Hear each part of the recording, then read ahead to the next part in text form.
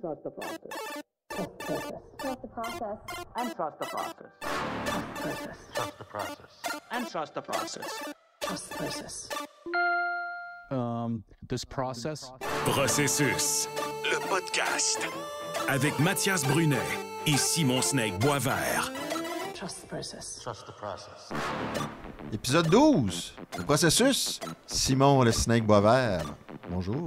Salut Mathias. Notre réalisateur, Pag, bonjour. Salut Mathias. Salut Simon. Salut Pag. Je te laisse aller avec l'Aurélie hebdomadaire. Voilà, parce que Processus est présenté par Car Gurus. Trouvez la bonne voiture au bon prix grâce à notre vaste sélection d'évaluations et d'avis impartiaux sur les concessionnaires. Commencez votre recherche sur cargurus.ca. Aussi, on tient à remercier Best Buy, le fournisseur officiel pour tout l'équipement technologique du studio de la Commission athlétique, ainsi que le complexe JC Perrault pour tous les meubles. Vous pouvez encourager l'OBNL du complexe JC Perrault qui supporte la persévérance scolaire chez les jeunes en louant une des 2 glaces à Saint-Roch de la Chigan. Quand c'est dit, c'est dit. Voilà. Bon. J'ai décidé on décide ensemble, évidemment, puis on en parle, de devancer un peu le bilan évidemment, que pour nous, avec l'essence de notre balado, on est orienté vers les jeunes.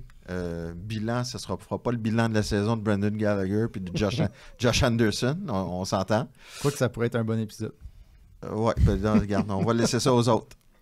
Mais, puis avec l'œil de Simon, qui est quand même devenu...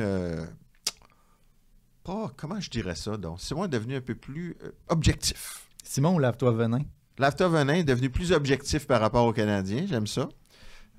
C'est tout à ton honneur. Merci, Simon. J'ai toujours été objectif.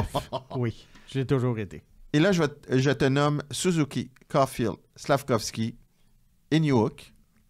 Leur saison, surpris, pas surpris, et c'est quoi leur plafond? OK, on va commencer par le meilleur des 4 cette année. Suzuki, selon moi. Le défenseur numéro 1 du Canadien. Oui. Suzuki, je pense, a obtenu une saison à la hauteur des attentes, étant donné que c'est quand même un joueur qui est rendu à 24 ans. Essaye de le dire avec un petit peu plus d'enthousiasme, s'il te plaît, Simon. C'est encore un jeune joueur, mais c'est quand même maintenant un vétéran. Je pense qu'il y a encore place à amélioration, mais ce qu'il va falloir dans son cas, c'est que ça doit se poursuivre et il doit devenir un peu un Joe Sakic. Je m'explique. Je te dis pas qu'il va. Je parle pas d'avoir une carrière à la Joe Sakic, mais je fais le parallèle avec Joe Sakic à ses débuts avec les Nordiques, qui était le meilleur joueur d'une équipe pas très bonne. Et éventuellement, il est devenu le meilleur ou le deuxième meilleur, selon le cas. Il y en a qui aiment même mieux Forsberg, d'une équipe championne. Alors, Suzuki, en ce moment, il est le meilleur joueur d'une équipe faible. Alors, il faut être sûr que il puisse continuer à accumuler ses points et donner cette performance-là lorsque le Canadien sera une meilleure équipe, s'ils deviennent une grande équipe. Parce que, pour moi, je te l'ai déjà dit, Mathias, puis il y a beaucoup de gens qui ne sont pas d'accord avec moi, mais dans mon optique, un club champion à Montréal a Nick Suzuki comme 4e meilleur attaquant. OK, j'ai peur que tu me dises 4e centre. Non. Es-tu surpris quand même qu'il ait atteint 75 points? Non. Pourquoi? Ben parce que il y a beaucoup de glace. Il joue avec un Slavkovski qui s'est beaucoup amélioré. Il y a quand même toujours Caulfield comme coéquipier, même si, bon, Caulfield a peut-être pas eu la saison que certains attendaient au point de vue nombre de buts. Il y a quand même eu de la stabilité sur le trio, en général, contrairement à d'autres années. Suzuki avait quand même parti lentement. Oui. Alors là, il faut être sûr que ça ne soit pas juste des points qui accumulent en fin de saison alors que les matchs ont moins d'importance. Ouais. C'est ça là, qu'il faut regarder. Je ne veux pas faire le pessimiste, je ne veux pas faire le fatigant. Je veux juste que ça se maintienne pour lui. Je pense que ça va se maintenir. La question est de savoir est-ce que c'est un gars de 75, 80, 90 points? Est-ce qu'éventuellement le Canadien va repêcher un centre qui va le dépasser dans la hiérarchie? Ouais. On verra. Ouais. Mais tu sais, puis je pensais à ça, avec Slav qui a commencé à décoller en deuxième moitié de saison, Caulfield qui a une saison que certains qualifient d'un peu décevante, je me dis si ces deux gars-là, à leur apogée, ces deux alliés-là, peut-être que Suzuki peut amasser plus de points. Puis d'un autre côté, Tu regardes les Bergerons des Taze, c'est une saison de plus de... Taze, c'est 2 saisons de 75 points et plus. Bergeron, c'est une. Oui. Alors, mais les joueurs valaient leur pesant d'or pour d'autres raisons. C'est ça. Tu parles dans un club champion. Je sais qu'on n'a pas été champion, mais en 2021, son apport, est-ce qu'elle t'aurait convaincu par rapport à ce que tu amènes? Écoute, 2021, là, honnêtement, c'était bâtard comme saison. Il y avait une division canadienne. Ça a été vraiment chaotique, cette saison-là. Moi, oui, dans le livre des records, le Canadien a atteint la finale. Oui, Suzuki a bien joué. Mais je ne sais pas si on peut vraiment prendre ça comme un vrai baromètre, là, considérant ce qui s'est passé. Fait que donc, le plafond, pour toi, puisque tu parlais... Ça dépend de son rôle. Ça dépend de son rôle. Son plafond de points, écoute, peut-être 85-90, mais ça ne veut pas dire qu'il va le faire à chaque saison non plus. Non, mais c'est déjà... Parce qu'à un moment donné, n'oublie pas, c'est chaotique, le hockey. Ouais. Alors, regarde Cole Caulfield, on en parlait tout à l'heure, le pourcentage de réussite de lancer, mais 85-90 points, mais c'est combien de excellent. fois il peut le faire? Mais là, ça dépend. Si le Canadien repêche chez les Brini, c'est bien dommage, mais d'ici un an et demi, Suzuki est deuxième centre. Alors là, on parle plus de 90 points. Mais là, c'est les chances de le repêcher. Qu'est-ce qui t'inspire le plus en deuxième, Caulfield ou Slav? Ben, Slav. Puis moi-même, Slav avant Suzuki pour l'avenir. Oui. Ben oui, hein? Ben oui, quand je te disais que ça prend 3 attaquants meilleurs que Suzuki, moi, dans ma tête, il va en avoir un. Assurément. En fait, dans mes prédictions. Ouais. Alors, Suzuki, pour moi, il est numéro 2. Il en manque 2 autres. OK. Bon. Puis c'est drôle, tu as beaucoup d'équipes comme ça où l'ailier est ton meilleur attaquant. Oui. Puis, ça peut être surprenant à certains égards. Oui, mais Slav, il y a vraiment... c'est un package complet. Et l'expérience qu'il a prise...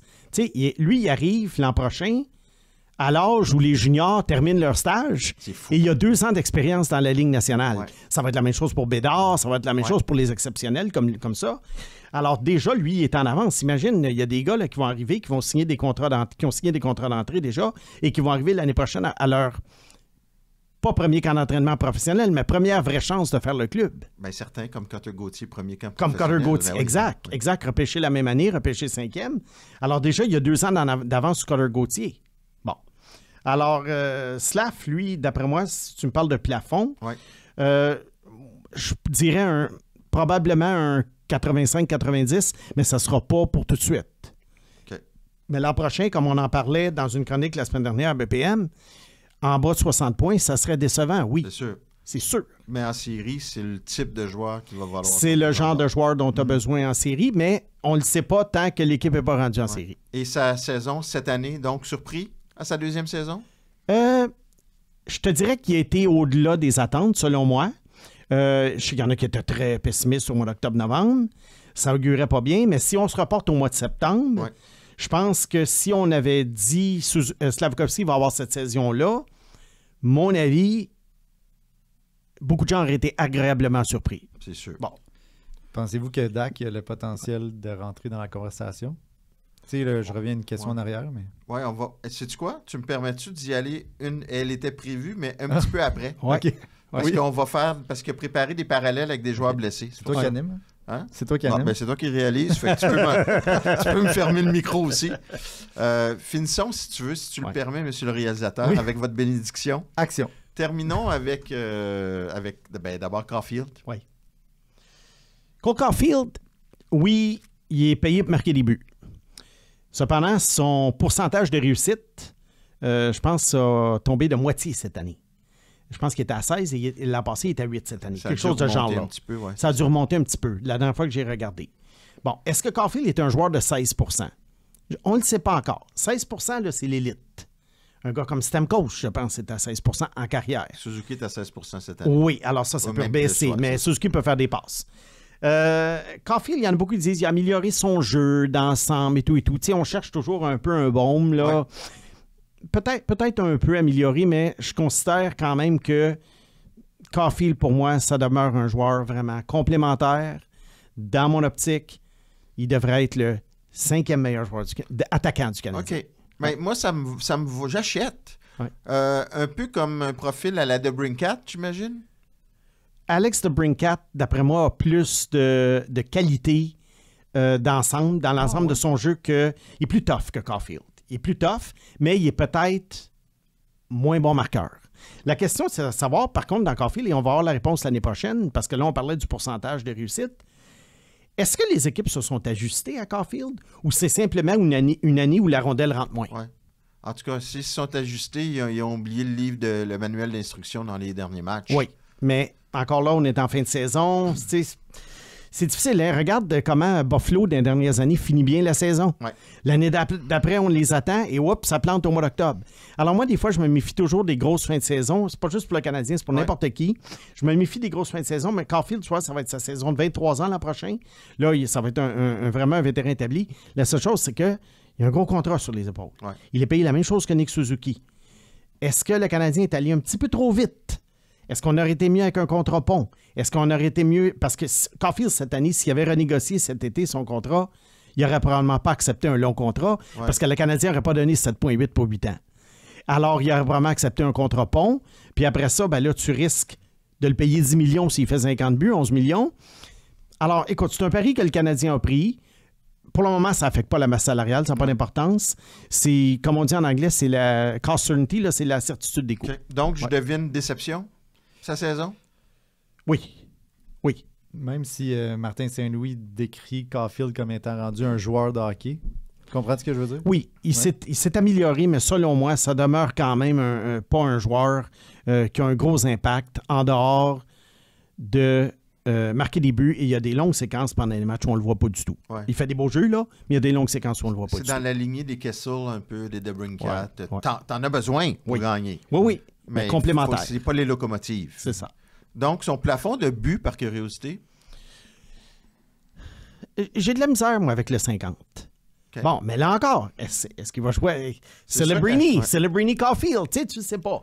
Mais avec l'information qu'on a en ce moment, je te dirais, moi, c'est un gars de plafond. Peut-être qu'à un moment donné, une année où tout rentre, il pourrait peut-être atteindre le 40-45. Mais je pense pas que ça soit un 40-45 année après année après année après année. Okay. Jeff Skinner a quelques saisons de 40 buts et plus. Est-ce que c'est un joueur complémentaire? Donc, c'est un joueur complémentaire. Jeff Skinner, est-ce que je le préfère à Cole Caulfield dans l'ensemble de son jeu? Oui. Mais il y en a d'abord pas moins que Jeff Skinner est un joueur complémentaire. Il est dans un club champion, bien que j'aime Skinner. Encore là, il doit être ton 5e ou ton 6e meilleur attaquant pour que tu puisses aspirer à la coupe. Et Skinner, comme si tu regardes sa production, il y a eu des très bonnes années et il y en a eu des moins bonnes. Ouais. Alors, les marqueurs de but, c'est comme ça, c'est pas linéaire. Je vais te poser une question quand même difficile, elle vient juste de surgir. Est-ce que John Tavares est un joueur complémentaire? Oh oui, puis je l'ai toujours pensé. Tu vois, quand même, c'est intéressant, toujours pensé. Ça ne les empêche pas de marquer des buts. Non. Mais c'est Matthews et Marner, les locomotives. Oui. 11 millions de compléments. Oui, et ça, c'est cher. Mais ils ont mal évalué ce qu'il était. Puis c'est pas pour rien. Il n'était pas un joueur complémentaire à New York, puis c'est pour ça qu'ils n'ont pas fait les séries pendant toutes ces années. Et voilà. C'est ça mon point. Puis à un moment donné, on s'est demandé si Eichel allait devenir un joueur complémentaire et il est devenu une locomotive. C'est le syndrome Joe Sakic dont je te parlais. Ah, tu vois, intéressant. Alors Tavares, c'est ça. Tavares, c'était comme Joe Sakic, mais Joe Sakic, à un moment donné, il a montré qu'il était le meilleur joueur d'une équipe championne. Tavares ne peut pas être le meilleur joueur d'une équipe championne. Newhook, est-ce que ça correspond à tes attentes? Par rapport au repêchage 2019, non. Ouais. Je l'avais 6e, je l'avoue. J'aimais beaucoup Newhook. Je m'attendais à un solide joueur, un solide deuxième centre. Je croyais qu'au Colorado, il cadrait parfaitement avec Nathan McKinnon comme deuxième centre. Et vois-tu, on l'a essayé. On s'est peut-être découragé un petit peu trop vite, mais d'après ce que je vois à Montréal, Newhook, idéalement, là, encore là, dans un club champion, c'est un troisième centre de luxe ou peut-être un allié de deuxième trio. Bon. Mais il y a des beaux moments, mais il lui manque un petit quelque chose vraiment pour atteindre le statut élite ou même le statut là, top 6 d'impact. Bon. Alors lui, pour cette année, il a été à peu près...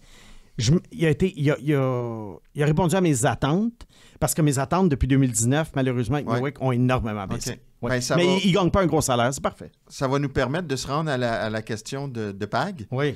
Parce que justement, ça se peut que Taille qui puisse devenir ce troisième centre de luxe-là si Doc revient en santé. Et là, je t'ai demandé, évidemment, je te fais faire beaucoup de devoirs. Je te remercie. Doc n'a pas joué beaucoup de matchs en 2 ans. Là, il y a 22, 23, il vient d'avoir 23. 23. Est-ce que ça peut affecter sa carrière? Et y a-t-il des exemples de joueurs qui ont été malchanceux comme lui en début de carrière, qui s'en sont sortis quand même ou qui s'en sont pas sortis? Oui. Ben, c'est sûr que pas jouer, c'est comme n'importe quoi. Hein. Practice makes perfect. C'est en forgeant qu'on devient forgeron. Ouais. Alors, c'est pour ça que l'année perdue là, l'autre année où il s'était blessé au championnat junior, ça a fait très mal. D'une autre façon, si on regarde le verre à moitié plein, il ne magane pas son corps pendant qu'il ne joue pas. Alors peut-être que ça peut prolonger sa longévité. Bon. Pour les exemples de joueurs, j'en ai noté à peu près à toutes les époques là, dans les 25 dernières années. J'ai l'exemple d'un gars comme Eric Johnson. Eric Johnson, premier choix de 2006 à Saint-Louis, est aperçu comme un futur défenseur vraiment all-star, toute étoile. Il y a un malencontreux accident de carte de golf. Ouais. Il se tourne le genou, il manque 1 an. Il n'a jamais été un grand joueur. Est-ce que c'est à cause de l'accident ou est-ce que parce qu'il n'était peut-être pas si bon que ça? Mais il était quand même il était fort. Là. Avant son repêchage, il était fort. Je ne l'avais pas premier, mais je voyais quand même un joueur meilleur que ce qu'il a été. Bon, dans les attaquants plus récents, pensons à Gabe Vilardi.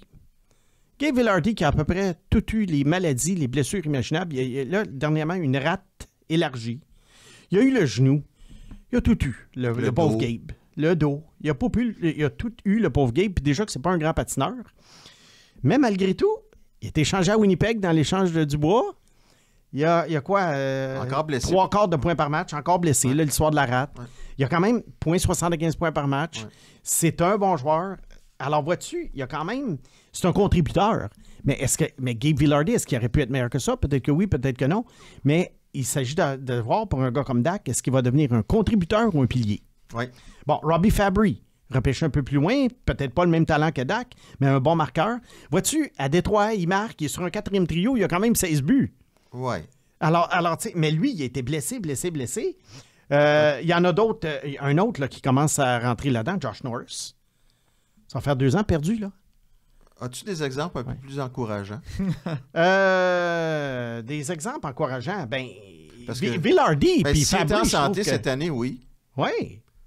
Ben oui, puis là, l'histoire des commotions, c'est un exemple encourageant. Il y en a qui pensaient il y a 12 ans que Sidney Crosby était fini. Et Bergeron, oui. Et voilà, Bergeron. Ouais. Dans les mois encourageants, Oscar Clefbaum à Edmonton. Oui, ça, c'est la même épaule tout le temps, je pense. Nolan Patrick, mais ça, c'est les commotions. Ouais. Alors, c'est pas vraiment la même chose. Okay. Alors, vois-tu, il y a quand même eu un peu de malchance dans les blessures de Doc. Alors, est-ce que c'est un gars qui est enclin aux blessures ou c'est un gars qui était malchanceux? Mais il y en a, la malchance dans la vie les poursuit toute leur vie. L'année prochaine, on va être patient avec lui en début de saison parce qu'il y a quand même une longue absence. Ouais. Mais il va falloir qu'après les fêtes, il monte une progression et qu'il fasse sa saison au complet et que l'année suivante, on puisse être capable de mieux le projeter. Doc, il a une belle présence sur la glace. J'ai toujours trouvé ça depuis ses débuts. Est-ce que ça va être nécessairement un grand producteur de points? Pas nécessairement, mais c'est le genre de gars dans un mix. Tu sais, je te parle souvent de mix de joueurs. C'est pas... Analyser une équipe, là, c'est pas juste dire lui, puis on met ça, puis on brasse ça. C'est vraiment voir qui cadre bien avec qui. Un Jeff Carter, genre? Carter était plus un marqueur, je te dirais, que Doc. Doc, c'est plus un fabricant de jeu. En termes de points, là. En termes, peut-être Carter, mais encore là, ça dépend du rôle de Doc, ça dépend comment les autres se développent. Tu sais, là, on parle Suzuki, Slav, Caulfield, Doc. Mettons pour un top 6. Ouais. Il en manque 2. Ben, il y en a un qui s'en vient Oui, probablement. Juin. Alors, il va en avoir 5. Il manque encore, comme je t'ai dit, il manque encore le joueur. Ben, Slav est quand même pas pire. Là. Oui, il va être pas non, pire, mais un autre, un duo avec Slav. Mais tu sais, Doc, là, qui était une position névralgique aussi, c'est fou de se dire que l'avenir du Canadien, quand même, dépend d'un gars dont on n'est pas sûr encore à cause des blessures. Là. Il est tellement clé, ce gars-là, dans l'énigme. Que... Mais j'ai toujours mieux aimé Newhook à l'aile. Ça pourrait être le dernier ingrédient? Moi, honnêtement, si le Canadien veut être très, très, très, très fort, il faut que Newhook ait un rôle de 3e trio. OK. Mais il me surprend au centre, quand même. Oui. Il me surprend. Parce que remarque, au Colorado, quand ils ont gagné la Coupe, il avait un rôle pas mal plus effacé. Alors, si on part de ce point de référence-là, ouais. il était plus jeune, mais quand même. Ouais. On ne voit pas une superbe progression, mais on voit quand même un bon joueur de hockey. Alors, dans ce temps-là, moi, c'est ce que j'appelle un joueur de milieu d'alignement. Qu'est-ce que c'est un joueur de milieu d'alignement? Certains matchs, il est sur deuxième trio, certains matchs, il est sur troisième. Il y a des léthargies, il y a des blessures. Alors, dans ce temps-là, c'est un gars qui pourrait se promener peut-être un 15-16 minutes par match. Ouais. Puis moi, je trouvais ça bien. Mais Beck va peut-être te surprendre sur une 3. Sait-on jamais. Puis là, tu peux mettre Newhook à l'aile. Beck sur une 3. Ouais. Avec Joshua Je suis Roy. pas convaincu. Roy sur une 3, oui. Je suis pas mal convaincu. Beck sur une 3, je suis pas te convaincu. demander de manger des choux de Bruxelles, là, Simon, là. Non, mais je On suis pas dirait que convaincu. je viens de t'enlever ton steak, puis il reste juste les choux de Non, mais Bruxelles. je suis pas convaincu pour Beck. Je sais qu'il y en a qui sont bien encouragés. Une grosse saison à 19 ans offensive. Je parle sur une Ouais. 3, là. Je trouve qu'il manque de punch offensif pour une 3. La question est de savoir, est-ce que c'est un 4? Je pense que c'est un 3,5. OK. OK, on a fait le tour de notre éditeur. C'était un long éditorial, mais garde, je pense que c'est important cette fin de saison quand même de s'encourager. Et comme Martin Saint-Louis le disait aussi, il faut quand même célébrer la vie, hein? C'est pas des funérailles. Oui. Voilà. Yogi Saint-Louis.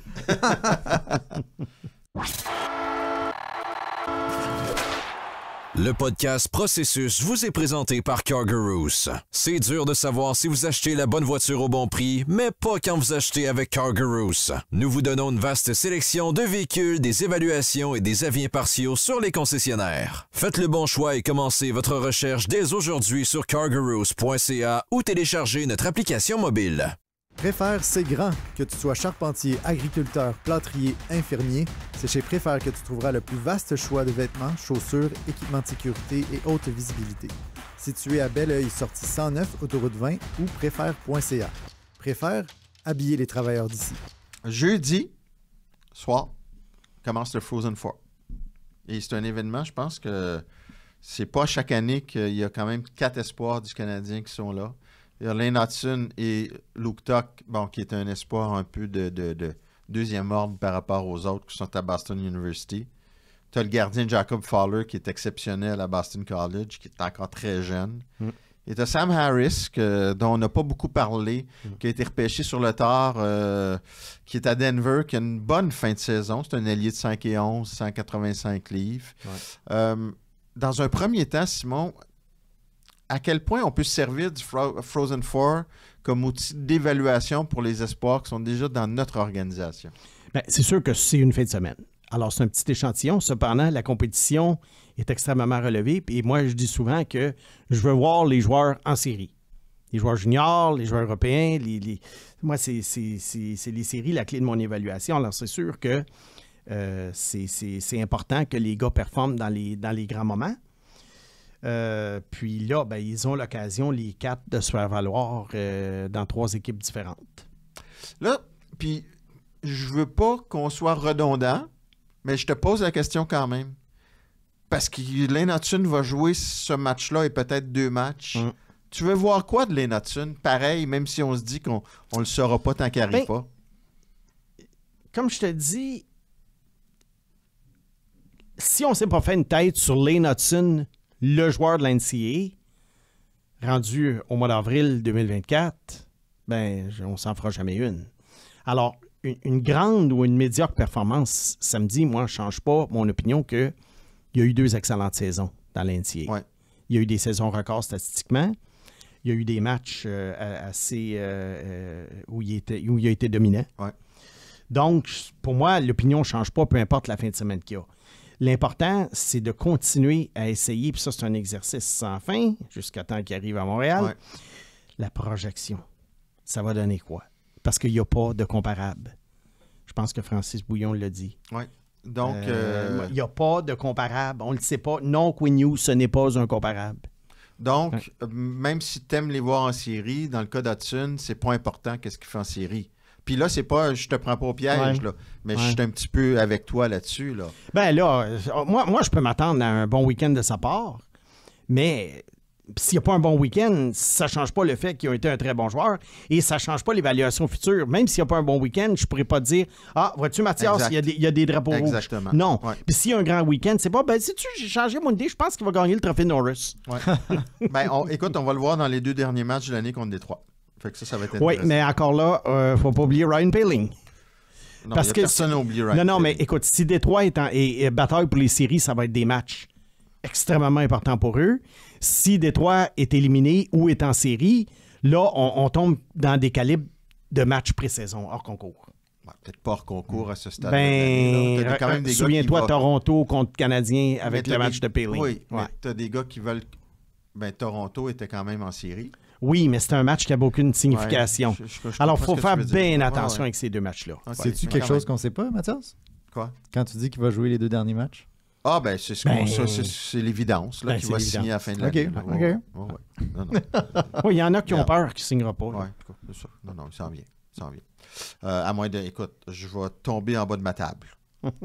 Ça arrive. Luke Tuch, qui est un ailier qui a un bon gabarit, qui est faible offensivement, on va l'admettre. Un bon lancer. C'est tout. Oui. Est-ce que tu lui soumets une offre de contrat puis tu te dis, garde, il va aider Laval, puis... écoute, je regarde le nombre de contrats dont je dispose. Je regarde qu'est-ce qu'il y a à Laval. Alors, probablement que dans une situation où je serais serré dans les contrats, je le laisse aller. Ouais. Dans une situation où je peux me permettre un contrat, une place à Laval, je lui donne.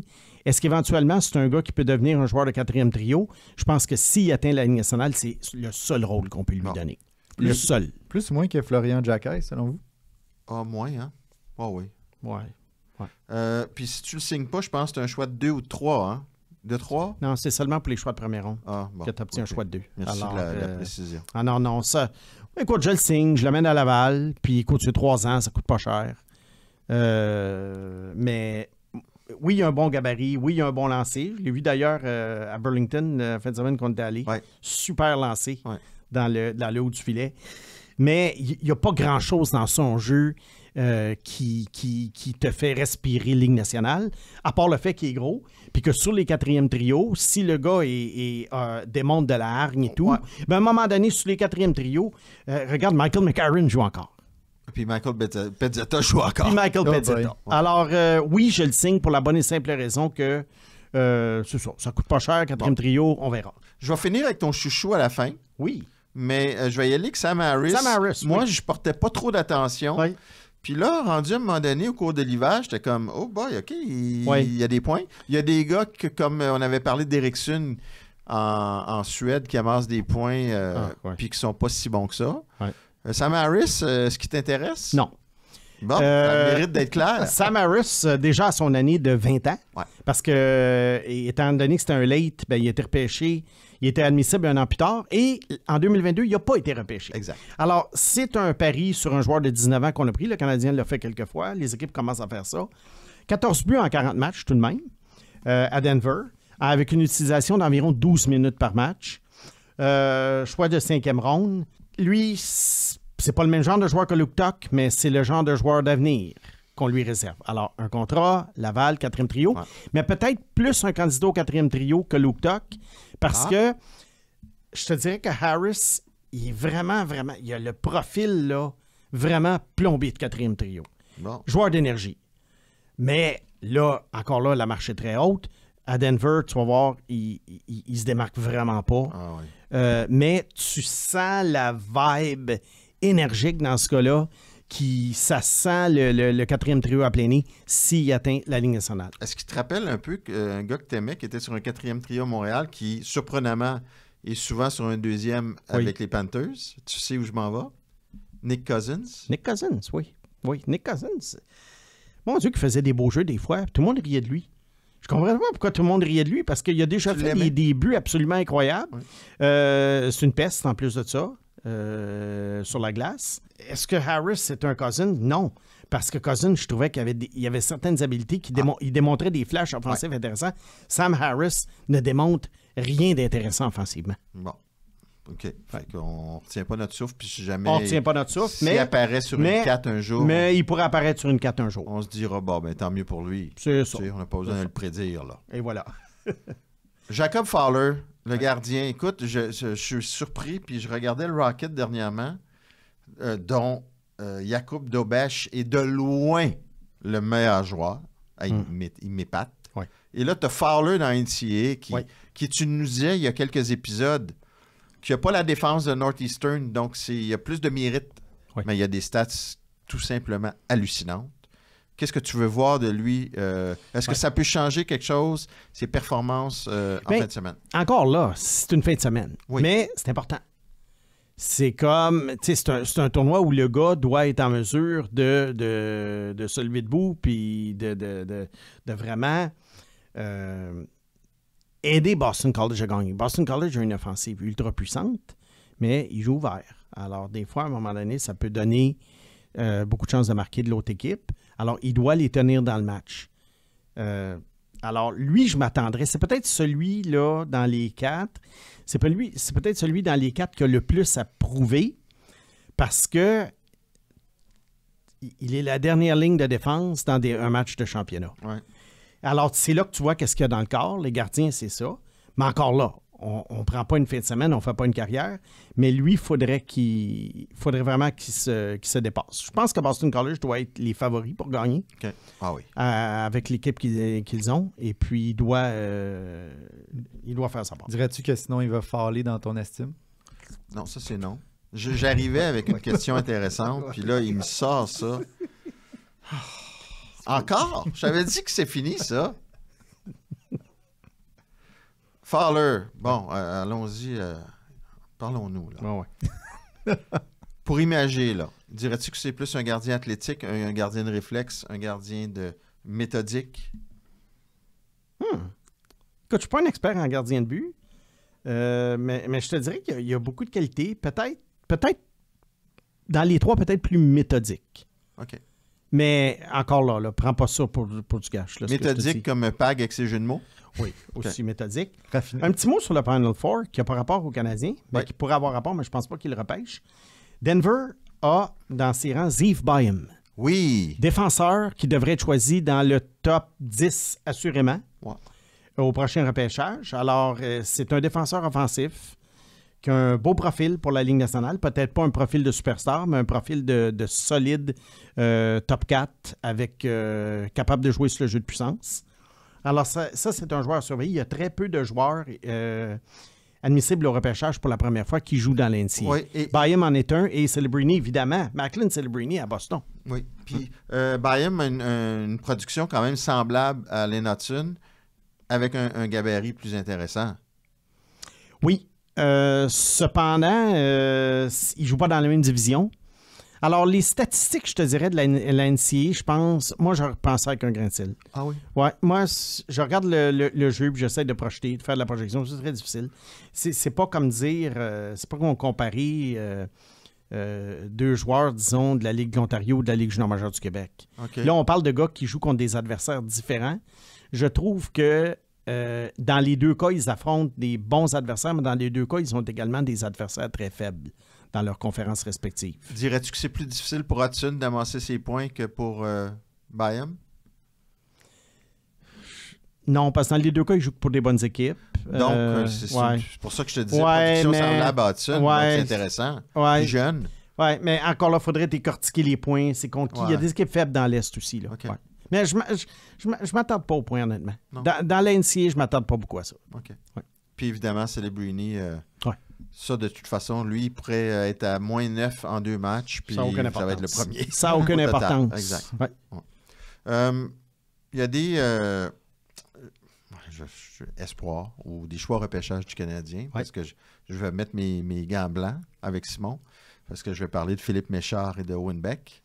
Donc, il y a des choix repêchage du Canadien qui sont dans les séries de la Ligue de hockey junior de l'Ontario. Je me rappelle, il y a quelques années, quand même, on va le dire, la performance de Suzuki, dont l'équipe avait tiré de l'arrière 2 fois par 2 matchs dans ces séries, qui avait été phénoménale. Même s'il y avait 19 ans, ça avait été significatif. Oui. Dans le cas de Beck et de Méchard, est-ce qu'une performance qui serait transcendante pour toi pourrait changer l'opinion comme dans le cas de Suzuki, par exemple? Non. Pourquoi? Parce que Suzuki, à 17 ans, il était déjà quand même de fort calibre. Il a fait 96 points. Oui, c'est vrai. Alors que Beck avait été un bon joueur sans plus. Méchard, il jouait en Europe. Alors, c'est vraiment une autre genre de comparaison à faire. Tu vois, à date, Beck, 7 points en 4 matchs dans la première ronde, mais contre des clubs faibles. Méchard, 8 points en 5 matchs pour Kitchener. Beck, on va le voir en Coupe Mémoriale. Il joue pour Saginaw. Ils sont l'équipe hôtesse. Alors, même s'ils sont éliminés avant, il va jouer en Coupe Mémoriale. Méchard, Kitchener devrait peut-être au moins faire une autre ronde, peut-être 2. Pour moi, c'est joueur junior de 19 ans, je te l'ai déjà dit, c'est sans importance. Ouais. Je regarde ça du coin de l'œil, puis je me dis, bon, faut juste pas qu'il régresse. C'est pas Tenordi et McCarron qui avaient été à la Coupe Mémoriale aussi? McCarron. Tenordi, lui, il jouait... Il est sur une 4 à Nashville, mais tu sais, c'est ça, il faut prendre avec un grain de sel. Oui, puis je sais, souvent les joueurs, en plus de ça, McCarron, il était dominant, surtout grâce à son physique. Okay. Alors, Beck et Méchard, pour moi, c'est d'aucune importance. Ce qui va être important, Beck et Méchard, première année à Laval l'an prochain. Ouais. Et là, je poserais le genre de question que peut-être PAG pourrait poser. Okay. Je m'impose en PAG. Est-ce que ça peut néanmoins être un bon développement pour ces jeunes-là de faire un bon bout de chemin? Elle n'est pas niaiseuse, la question du tout. En série, est-ce que ça peut ajouter à leur expérience?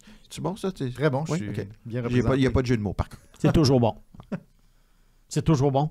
Le plus de matchs possible que tu joues, surtout avec une intensité relevée, c'est toujours bon. Championnat du monde au mois de mai, c'est sûr que tu affrontes la France, l'Italie, des clubs comme ça, mais il y a quand même des matchs contre des bonnes équipes. Moi, plus le joueur joue longtemps, mieux c'est. C'est dommage pour les joueurs juniors dont la saison est terminée en ce moment et qui ne peuvent pas aller à aucun tournoi. Il va y avoir le U18, on va en parler tout à l'heure. Mais non, c'est bon. Qu'ils jouent jusqu'au mois de mai, tant mieux. Ils vont avoir joué presque 100 matchs cette année. Good. Mais il va y avoir probablement un Jack Eye à Laval qui ne sera pas Harbour. Alors ça peut... parce que le jeune est éliminé. Il est éliminé, oui. Ouais. Puis les autres, regarde, ça ne vaut pas vraiment la peine de parler des autres choix repêchage du Canadien qui sont encore... Non. Hein? Bon, on a fait le tour, je pense. Mais on a fait un plus long bloc de départ avec les jeunes joueurs du Canadien. Alors là, on a un petit peu plus court. Puis on va passer au prochain bloc sur des choses intéressantes par rapport au repêchage qui s'en vient.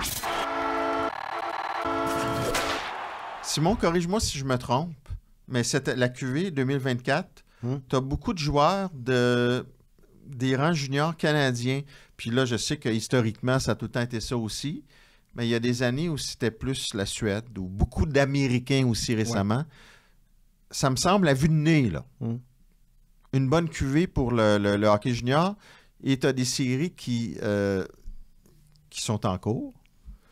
Alors, dans un premier temps, peut-être me dire si oui, c'est vrai que c'est une bonne cuvée. Et dans un deuxième temps, à quel point les séries éliminatoires peuvent influencer l'œil du dépisteur. Puis après, on parlera des principaux candidats. Oui. Tu vois, l'an passé, il y a eu 10 joueurs du hockey junior majeur canadien qui ont été repêchés en première ronde. Mais parmi les tops, il y en avait très peu. Cette année, on devrait se retrouver encore à peu près au même nombre. Peut-être 10-12. Mais là, la différence, c'est qu'il va en avoir beaucoup plus dans le premier tiers du repêchage. On pense à 3 attaquants de l'Ouest. Petit format, Berkeley Catton, un magicien avec la rondelle, mais très petit. T. Jiginla, le fils de Jerome. Lui, plus costaud, marqueur de but, 47 buts cette année. Et il y a Caden Lindstrom qui joue à Medicine Hat. Okay. Bon. Dans les 3 cas, il y en a... Ils ont joué en série. Jiginla est encore en vie à Kelowna. En feu. Oui, en vie, en feu, pour une autre ronde. Lindstrom est éliminé.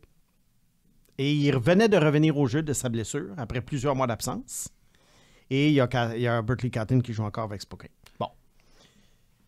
Dans le cas de Lindstrom, j'ai regardé ses matchs. OK. Oui. J'ai revu le Lindstrom du début de saison.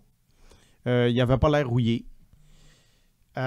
Si tu veux, ma projection sur Lindstrom. Oui, puis pour rappeler aux gens, 6'4", un gros attaquant de puissance. C'est ça. Bon, là, on avait parlé d'un gars de 6'5". La Ligue nationale l'a mesuré. C'est 6 pieds 3 et quart, qui est quand même encore un super gros gabarit. Tu regardes un gars comme Lindstrom, puis tu dis, ce gars-là, il a tout pour être un premier centre de puissance. Il a le physique, il a le patin, il a le lancer, il complète ses mises en échec, il est travaillant, il est quand même responsable défensivement. Alors, tu regardes ce gars, pardon? Et sa vision? Correct. Pas nécessairement sa force, mais correct. Il peut jouer à l'aile aussi ou non? Il joue beaucoup au centre. OK. Bon, cependant, je m'en viens là-dessus, l'histoire de l'aile. excuse-moi. L'histoire de l'aile, tu vas voir, je m'en viens là-dessus. Vas-y. Alors ça, c'est le genre de joueur que le tout est peut-être moins bon que la somme des parties. Dans le sens que là, je viens de te nommer un paquet de qualités, mais je regarde ce gars-là et je ne vois pas un premier centre. Et je ne suis même pas sûr que je vois un centre dans la LNH. Je vois beaucoup plus un ailier. J'aime ça. Oui. Pourquoi? Je vois pas je vois beaucoup de qualités qui fonctionnent dans le junior, mais qui sont surtout axées sur sa domination physique. Dans la LNH, oui, être gros, ça aide. C'est presque un prérequis. Pour presque tous les joueurs, c'est un prérequis. Mais c'est comme un prérequis. Ça ne veut pas dire que Lidstrom, toutes les mises en échec qu'il donne dans la Ligue de l'Ouest, il va être capable de faire la même chose dans la Ligue nationale. Alors, il va être tough, oui, mais il ne fera pas ce qu'il fait en ce moment. Là, il y a une mentalité de bing-bang, rentre-dedans. Bing-bang, rentre-dedans dans la Ligue nationale. Sur un premier trio, ça ne marche pas comme ça. Non. Alors, pour moi... Il y a Brady Tkachuk qui rentre dedans un peu, mais bon. Oui, mais est-ce que Brady Tkachuk est un centre de premier trio? Non, c'est un ailier. C'est un ailier. Je comprends ce que tu veux dire. Alors, moi, je vois Caden Lidstrom comme un ailier et je crois que là, le Canadien s'enligne à peu près pour le 5e choix. Là. 5e ou 6e, là, oui, à peu près. 5-6, ouais. On va avoir l'occasion d'en reparler. Est-ce que c'est trop haut, Lidstrom 5e? Ah oui? Moi, oui. Ah. Si je te nomme Byfield, c'est quoi la différence entre Lidstrom et Byfield, qui est rendu un ailier à Los Angeles? Byfield, beaucoup plus créatif, OK. beaucoup plus habile, des bien meilleures mains. Et Quentin Byfield jouait dans la Ligue de l'Ontario. Caden Lidstrom joue dans la Ligue de l'Ouest, mais fiance les attaquants de la Ligue de l'Ouest. Pas de comparaison. Vous regardez les 60 premiers marqueurs de la Ligue nationale, il n'y en a pas beaucoup. Ouais. Bon, mais c'est correct. Donc, tu te méfies de Lidstrom au 5e rang. Oui, et je comprends pourquoi il y a des classements. Il est partout dans les classements. Ouais. Il y en a qui l'ont 2, il y en a qui l'ont 12. Je comprends ceux qui le mettent 12. Okay. Je comprends le raisonnement. Non, il faut savoir décoder les drapeaux rouges. Il ne faut pas se laisser aveugler par la taille, le gabarit et tout. C'est un choix pour Marc Bergevin, on dirait. Comment tu le décris? Peut-être. Oui, peut-être. Oui. Mais Iginla, pour toi, est-ce qu'il passe devant Lidstrom? Oui, mais, puis là, j'ai pas fait ma liste encore. Ouais. Parce que là, Iginla continue, lui. Lidstrom, lui, il va s'en aller au tournoi des moins de 18 ans. Ouais. Attention. S'il fait 14 points en 7 matchs, ça veut pas dire qu'il est meilleur qu'Iginla, qui va faire 5 points en 5 matchs dans la Ligue de l'Ouest au même moment. Attention au tournoi 18, dans les évaluations. Attention aux 7 points contre le Kazakhstan. Ouais. Bon. Alors, pour moi, Lidstrom, d'après moi, il est possible qu'il remonte beaucoup dans l'estime des recruteurs au tournoi 18 s'il est dominant, mais ça, c'est un piège. Les recruteurs vont tomber dans un piège. Alors, Lidstrom, est-ce que je pense que ça va être un bon contributeur dans la LNH? Oui. Est-ce que je vois un premier centre? Non. Je suis même pas sûr que je vois un centre. Iginla, ailier gauche, peut jouer au centre, mais c'est plus un ailier. 47 buts cette année. Même si on parle de la Ligue de l'Ouest, c'est quand même très impressionnant. Iginla, je te dirais, lui, tu sais, on parle souvent, c'est le fils d'Iginla, il a les bons gènes, il est déjà allé dans des vestiaires de la Ligue nationale, on entend tout ça. C'est sûr que ça nuit pas, mais à un moment donné, ça peut faciliter l'adaptation. Mais à un moment donné, tous les joueurs s'adaptent. Mais tous les joueurs s'adaptent à un moment donné. Martin Saint-Louis a des enfants, puis ils ont tous des enfants. Alors. C'est ça. Alors c'est pour ça que Iginla, encore là, c'est un gars qui a du chien. C'est un joueur, d'après moi, qui projette top 6. Est-ce que je le prendrais au numéro 5 ou au numéro 6? Non. Il est moins costaud que Lidstrom aussi. Il est moins costaud, mais il est très fort. Ouais. Alors, on parle d'à peu près 6 pieds 185, mais c'est un 6 pieds 185 très solide. Il est très solide sur patin. Il a un lancer dévastateur. Il est très dangereux. Il sait toujours où bien se placer. Mais encore là, je vois un joueur complémentaire. Je ne vois pas un joueur que tu repêches 5e ou 6e. Il y a un gros engouement pour ce joueur-là. J'en suis conscient.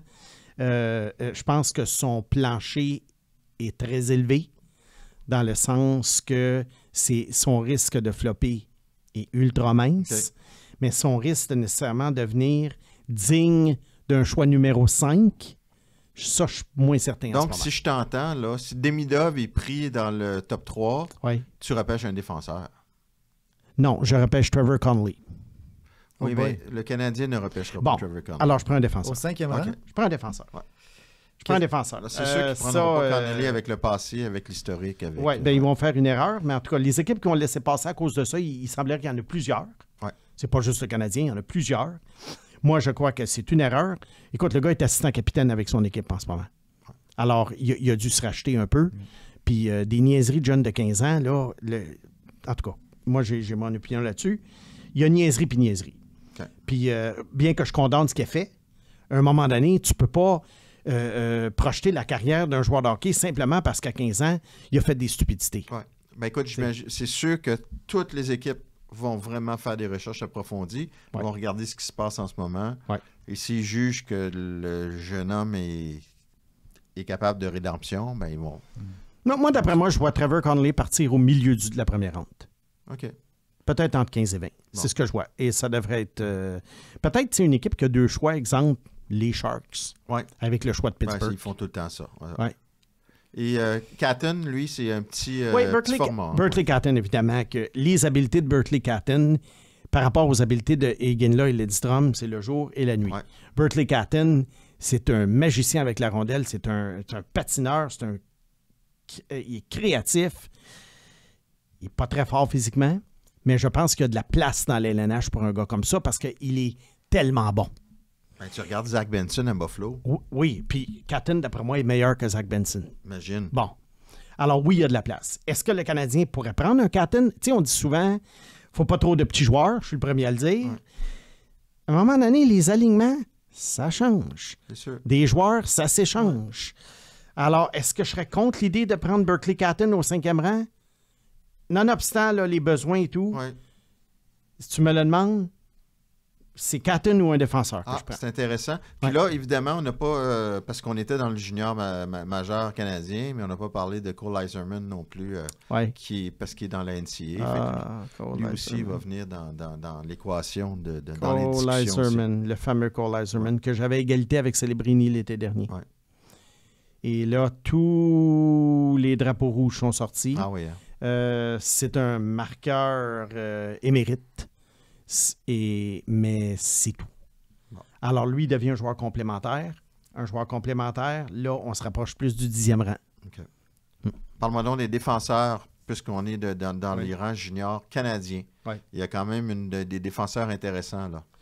Zane Parek, Sagina, qui va jouer dans la Coupe Mémorial, lui aussi, dans le même club qu'Owen Beck. On va avoir l'occasion de le voir jusqu'à la fin mai. C'est intéressant. Lui, j'ai hâte de le voir. Lui, son rendement, d'après moi, va influencer où je le classe. Pour le moment, moi, c'est un gars, ça peut aller jusqu'à 2. Button, le 2, hein? Pardon? Je pense que Button, le 2. Button, le 2. Je pense que oui. Écoute, le 2, là, c'est un joueur différent partout. Il y en a qui ont Lindstrom, il y en a qui ont Demidov, il y en a qui ont Parek, Zane Parek. T'as qui, toi, 2? Oui. Il y en a qui ont Lev Shunov. J'ai vous 2. Il y en a qui ont Lev Shunov, le défenseur de Michigan State. Il y en a qui ont Connolly. Oui. Des hurluberlus qui ont Connolly. Alors, on les aime, ces hurluberlus. Zane Parek, lui, un des grands défenseurs offensifs juniors de 17 ans des 10, 15, 20 dernières années. Est-ce qu'il y a nécessairement le profil ultra spectaculaire qui correspond à son total de points? Je te dirais non. Alors, ça, c'est la seule chose qui me fait hésiter dans son cas. Tu sais, je vais voir Zane Parek. Oui, il est productif, mais est-ce que c'est vraiment un gars qui me fait bondir de mon siège, qui génère quelque chose à chaque présence sur la glace? Non. Mais encore là, lui, Les séries, je les suis avec attention. J'ai hâte de voir sa semaine à la Coupe Memorial. Ça, c'en est un que je considérerais au 5e rang. Est-ce que c'est un Erik Karlsson ou c'est un Ryan Murphy? Oui, on a parlé de Murphy la semaine dernière. Je te dirais ni l'un ni l'autre. Mais tu as vers Ouais. quoi, là? La réussite ou la... Ah, la réussite! Je sais plus près de Carlson, oui. OK. Oui. Bon.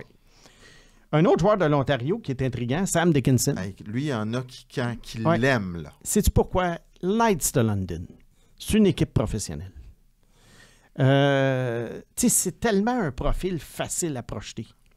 Un gars des Knights de London qui a joué à l'âge de 16 ans, qui joue à 17, qui est le général à la ligne bleue, qui vont aller très loin. Les Knights pourraient peut-être se rendre en Coupe Memorial aussi.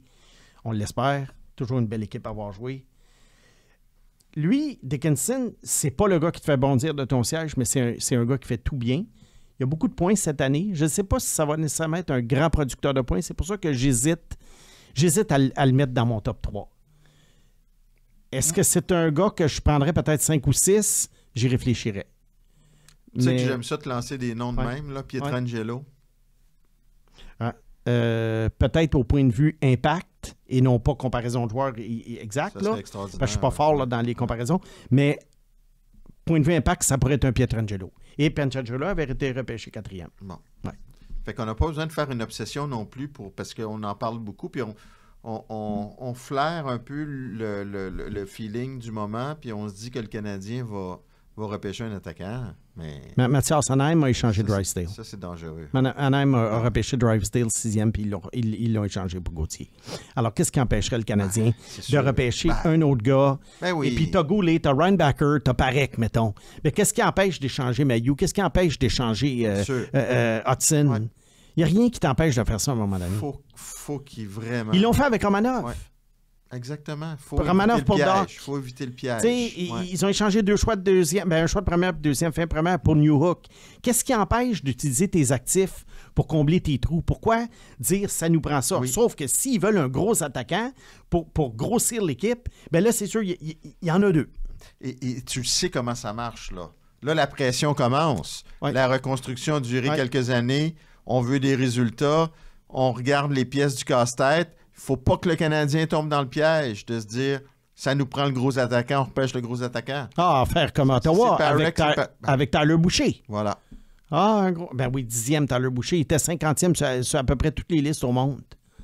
Ou Jordan Puis, Staal, deuxième. sais-tu quoi? D'après moi, tu sais, quand on dit des fois, là, tu essaies de jouer au SMAT, là, je pense qu'Ottawa, ils ont essayé de jouer au SMAT avec Tyler Boucher. Ouais.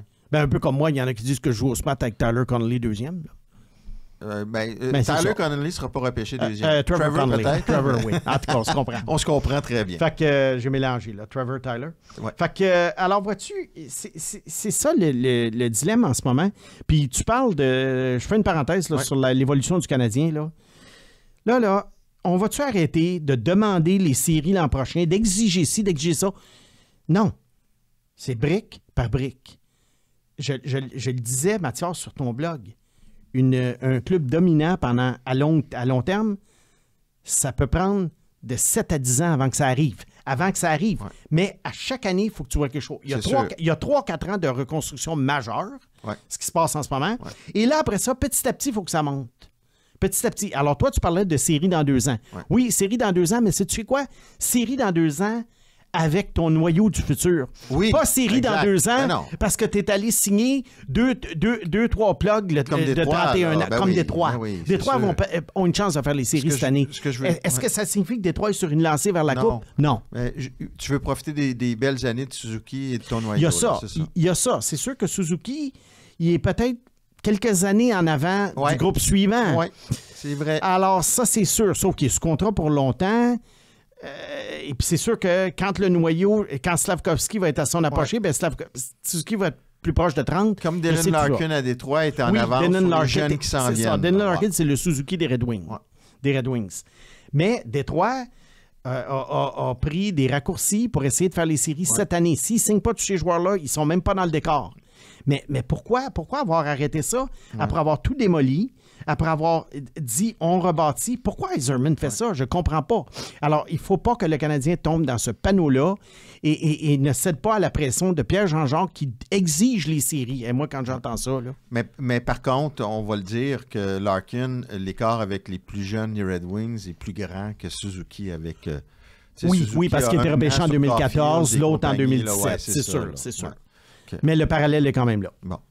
Est-ce qu'on a fait le tour de nos espoirs?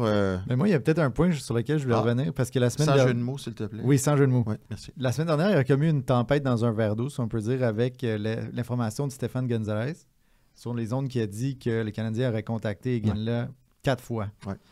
Qu'est-ce que vous en faites de cette information-là? Est-ce que c'est le genre de choses qui vous dit « Ah, ils sont vraiment intéressés » ou à quel point c'est normal? Je me dis que c'est normal de contacter un joueur. C'est normal. 4 fois, est-ce que c'est beaucoup? Oui. Oh, oui. Ben oui, parce que il y a des recruteurs. Iginla, là, il n'y a pas un match cette année où il n'y a pas eu de recruteurs qui sont allés le voir.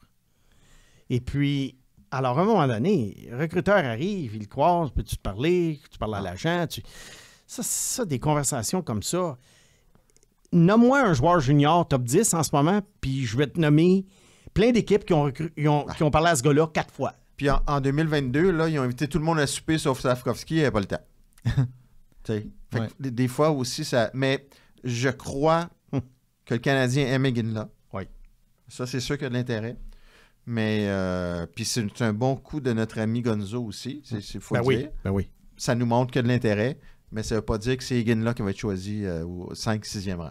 Bon, moi, je veux juste l'intérêt pour Iginla, là, je vais conclure là-dessus. Tu sais, moi, la seule chose qui me préoccupe dans le cas du Canadien en ce moment, la seule chose qui me préoccupe, puis c'est pas fini encore, mais je trouve que l'équipe a une tendance à essayer de monter une culture basée sur des joueurs avec lesquels ils sont familiers, la région de Boston, des gens que Kent Hughes ou que Martin Saint-Louis ont coaché ou qui connaissent les parents. Là, on parle encore d'Iginla. Probablement que tout le monde connaît Jarome Iginla dans le monde du hockey. Tu sais, à un moment donné, c'est le fun de monter un club de joueurs avec lesquels tu es familier, avec qui tu es confortable. Mais à un moment donné, il y a quand même des limites si tu veux bâtir un club champion. Tu parles, j'imagine, de Slavkovski, slovaque, puis de Reinbacher, l'Autrichien. Oui, ça c'est correct. Ça, c'est correct. Non, mais je veux dire, il ne faudrait pas que cette année, ça soit juste influencé par le fait que c'est le fils de Jarome Iginla. Mais je pense pas. Regarde, là, ils sont allés à contre-courant quand même. Il y avait de la pression pour Shane Wright. Oui. Ils ne l'ont pas pris. Oui. Je te taquine, là. Michkov, il y en a qui ils vont pas se laisser influencer. Puis je pense pas, tu sais, tantôt, je disais, faut pas que le Canadien tombe dans le piège. Je pense pas que l'administration actuelle du Canadien est du style à tomber dans ce piège-là.